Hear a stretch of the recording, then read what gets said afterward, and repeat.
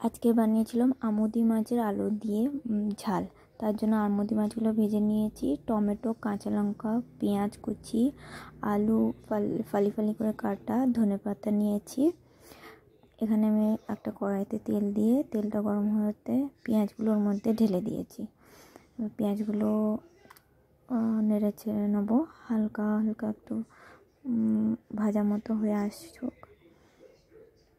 এরকম হালকা পেঁয়াজটা ভাজা হয়ে গেলে এর মধ্যে দিয়ে দিচ্ছি কাঁচা লঙ্কা, টমেটো, ক্যাপসিকাম দিয়ে সবগুলো এবার একসাথে একটু ভেজে নেব। এরকমভাবে উল্টে পাল্টে ভালো করে এটাকে একটু ভেজে নেব।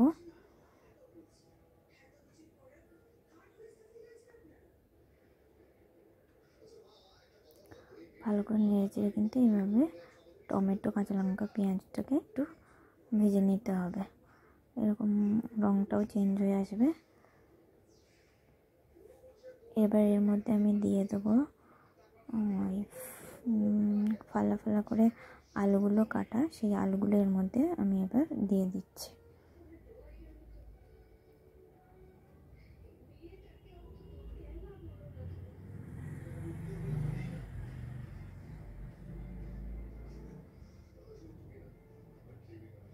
আলুগুলো এবার দিয়ে দিলাম।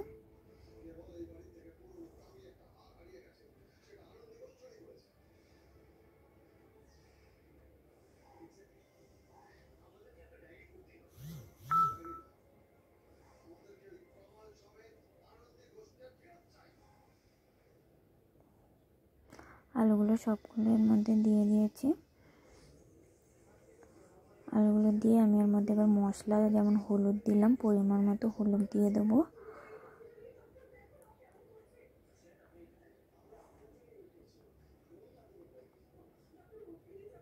লঙ্কার গুঁড়ো দিয়ে দেবো।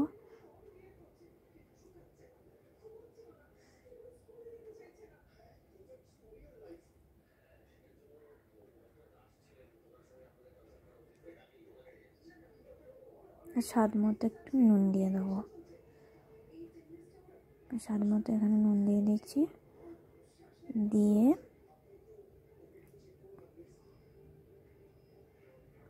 এবার সবগুলোতে মশলা, আলু, পেঁয়াজ, কাঁচা লঙ্কা এগুলো সবগুলো একসাথে ভালো করে মিশিয়ে একটু কষিয়ে নেব। এরকমভাবে কিন্তু ভালো করে কষিয়ে নিতে হবে জিনিসটাকে। আমি শুনেছি যত জিনিসটা ভালো করে কষা হবে টেস্ট তত ভালো হয়, তাই যতটা কষানো যায় এইভাবে কষিয়ে নিচ্ছি। এভাবে কষানোর পর দেখুন কি সুন্দর একটা রং এসছে। কষানোর পর আমি এবার এগুলোকে সেদ্ধ হওয়ার জন্য পরিমাণ মতো এর মধ্যে জল দিয়ে দেবো।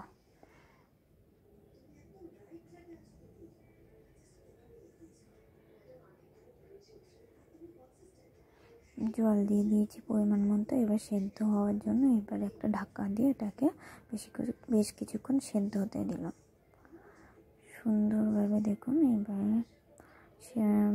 জিনিসটা সেদ্ধ হয়ে এসছে, মাখা মাখা হয়ে এসছে। আলুগুলো সেদ্ধ হয়েছে কিনা একবার দেখে নেব।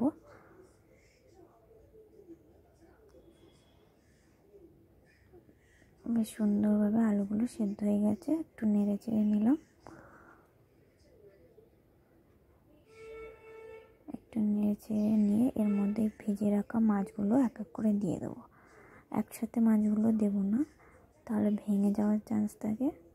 প্লাস ভালোভাবে ওর মধ্যে ঝোল বা মশলাগুলো ঢুকবে না। তাই একটা একটা করে অল্প অল্প করে বলতে পারেন, অল্প অল্প করে মাছগুলো আমি এই ঝোলের মধ্যে দিয়ে দেবো।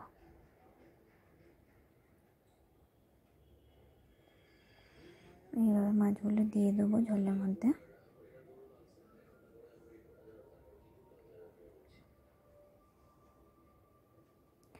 এই আমুদি মাছের ঝালটা আমার বাড়িতে সবাই বেশ খেতে ভালোবাসে, আমি তো খুবই ভালোবাসি।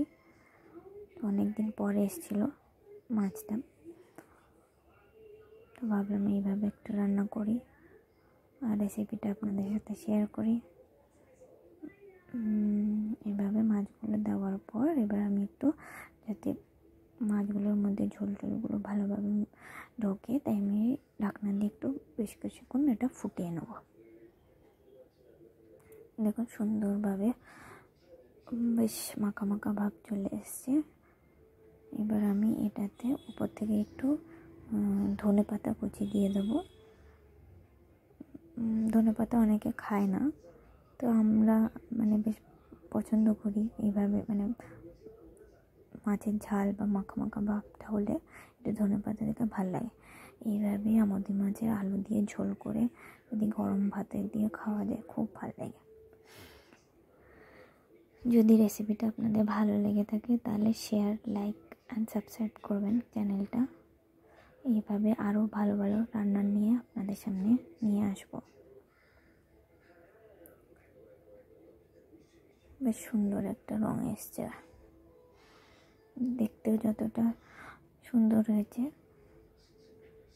খেতেও খুব ভালো হয়। এটা আগেও করেছি, বেশ ভালো লাগে খেতে। আপনারাও একবার ট্রাই করে দেখবেন কেমন লাগে।